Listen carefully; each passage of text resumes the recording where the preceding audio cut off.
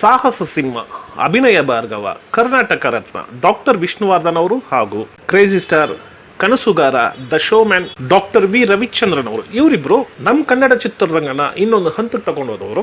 50s ಮತ್ತು 60s ಅಲ್ಲಿ heroes ಅಂದ್ರೆ ಈ ತರ ಇರಬೇಕು, ಅಂದ್ರೆ ಮೆತ್ತಗ್ ನಡಿಬೇಕು, ಸ್ಲೋ ಆಗಿ ತಿರುಗಬೇಕು, ಮಾತಾಡುವಾಗ ಮುಖ ಸ್ಮೈಲಿಂಗ್ ಅಲ್ಲಿ ಇರಬೇಕು, ಹಣೆ ಉಬ್ಬನ ಮೇಲೆ ಎತ್ತಬಾರ್ದು, ಈ ತರ ಸುಮಾರು ನಿಯಮಗಳು ಇರ್ತಾ ಇತ್ತು. ಫಸ್ಟ್ ಫಿಲಮ್ ಇಂದಾನೆ ಅದನ್ನೆಲ್ಲ ಬ್ರೇಕ್ ಮಾಡಿ, ಅಂದ್ರೆ ಫಾಸ್ಟ್ ಆಗಿ ನಡೆಯೋದು, ಫಾಸ್ಟ್ ಆಗಿ ಮಾತಾಡೋದು, ತಿರುಗೋದು, ಓಡೋದು, ಕೂಗಾಡೋದು ಅಂತ ಆಡಿಯನ್ಸ್ ಅದುವರೆಗೂ ನೋಡ್ದೆ ಏನೋ ಹೀರೋನ ನಾಗರಹಾವು ಸಿನಿಮಾದ ಮೂಲಕ ಡಾಕ್ಟರ್ ವಿಷ್ಣುವರ್ಧನ್ ಅವ್ರನ್ನ ನೋಡ್ತಾರೆ. ವಿಷ್ಣುವರ್ಧನ್ ಅವರ ಸ್ಕ್ರೀನ್ ಪ್ರೆಸೆಂಟೇಷನ್ ಆಡಿಯನ್ಸ್ ನ ಅಟ್ರಾಕ್ಟ್ ಮಾಡುತ್ತೆ.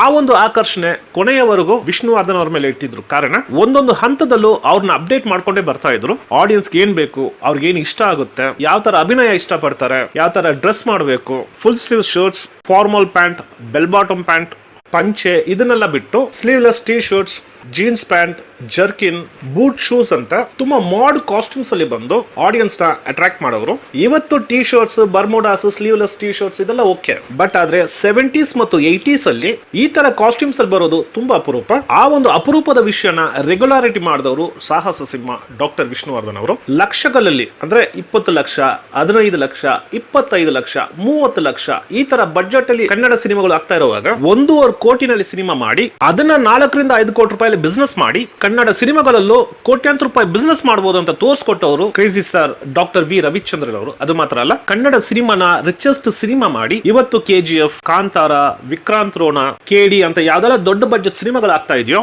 ಅದಕ್ಕೆಲ್ಲ ಅಡಿಪಾಯ ಹಾಕದವರು ಕನಸುಗಾರ ಡಾಕ್ಟರ್ ವಿ ರವಿಚಂದ್ರನ್ ಅವರು. ಕನ್ನಡ ಚಿತ್ರರಂಗಕ್ಕೆ ವಿಷ್ಣುದಾದ ಮತ್ತು ರವಿ ಮಾಮ ಅವರ ಕೊಡುಗೆ ತುಂಬಾ ಅಪಾರವಾದದ್ದು.